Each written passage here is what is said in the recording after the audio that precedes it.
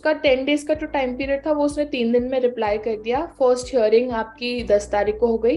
Everything, इस दिन ये हुआ, उस दिन वो हुआ, टिल लास्ट डे कि आज हमारी इंक्वायरी का लास्ट डे है. So chronology of events. Okay, then we will directly come to what is the basic format of an inquiry report. Okay, so the first would be the title page. You say that this is an inquiry report. Okay, what is to be mentioned here? The names of the parties, obviously.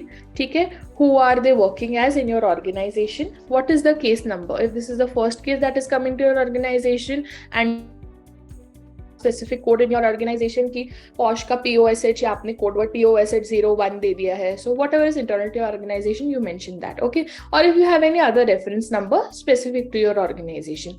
Then name and designation of the ICC members who are present. What does the act say? That minimum 3 members should be there while conducting an inquiry. It says minimum, it does not prescribe a maximum. ठीक है, including the PO 3 लोगों को रहना चाहिए. तो आप यहाँ पे बताओ कि who are the people who have conducted the inquiry. This is also very important. Why?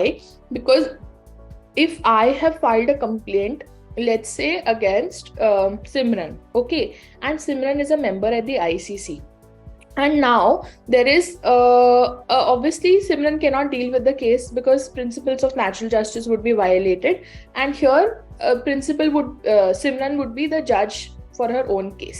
Here the ICC member would be replaced. So this cannot be a copy paste format कि आप जो ICC चलते आ रहा है उसको copy paste कर दो. If there is a change in ICC, here आपको बताना पड़ेगा कि yeah, the member has changed because of so and so thing. Okay, then date of receipt of complaint, very important because everything is time bound. So when you receive the complaint से लेके जो भी आपका process follow होता है. And lastly, when you're submitting the inquiry report, that is important. Why? Because if inquiry is completing on 6th of November, that is today, you have to submit it by 16th of November. So you are okay if you're sending it by 11th of November, but it is a violation of the act if you're going beyond that. Okay, then basic format में बाकी उसके बाद क्या आएगा, ये basic details हो गई. Then what is the statement of both parties? The complainant will come and she will give a detailed statement. Okay, this is the person, this is the incident, this is the time, this is the list of witness I want to produce. Every detail that she says, आपको उनका statement लेना है in a detailed format. Same for the witnesses. If I say that X person has tried to grab me and tried to do this and Simran was standing 10 meters away and she saw the whole incident, I will say that Simran को आप लाओ, उसको पूछो, उसने सब देखा है.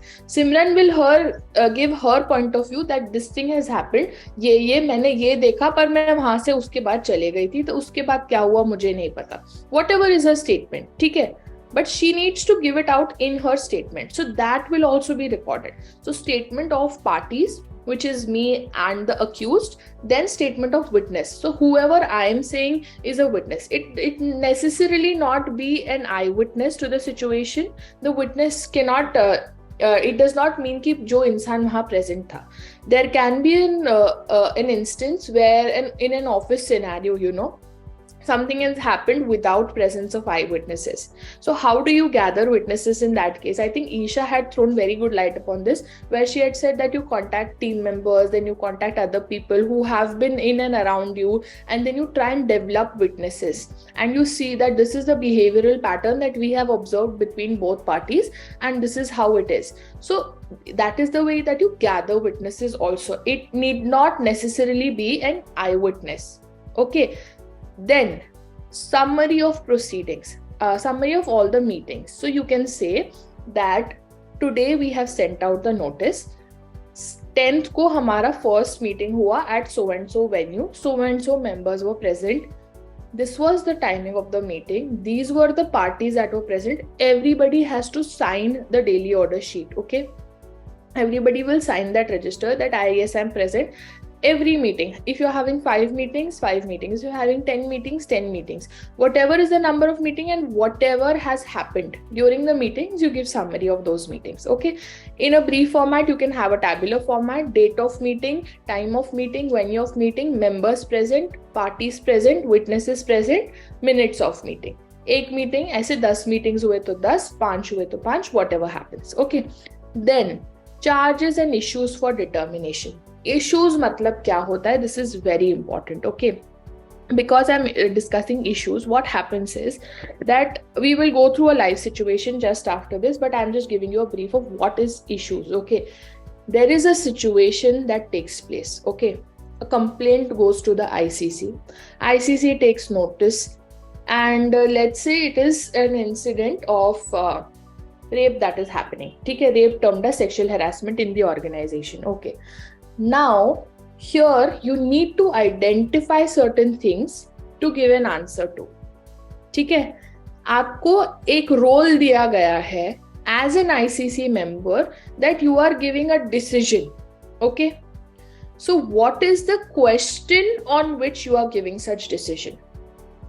Okay, you know that a complaint has come, yes. You know that witnesses are produced, yes. You know that so and so things has happened, yes. You need to now, basis the first 3-4 paragraphs, formulate a question. Number one question that naturally comes to your mind is whether a case for sexual harassment is made or not. That is the most basic question that you will find, because you are in a role of a person who is giving an answer, who is giving a decision. You need to have a question before you.